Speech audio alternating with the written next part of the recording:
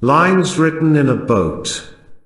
Written in 1789, by William Wordsworth.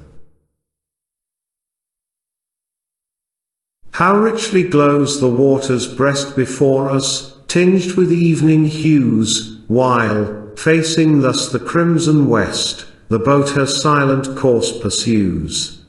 And see how dark the backward stream. A little moment past so smiling. And still, perhaps, with faithless gleam, some other loiterers beguiling. Such views the youthful bard allure, but, heedless of the following gloom, he deems their colours shall endure till peace go with him to the tomb. And let him nurse his fond deceit, and what if he must die in sorrow?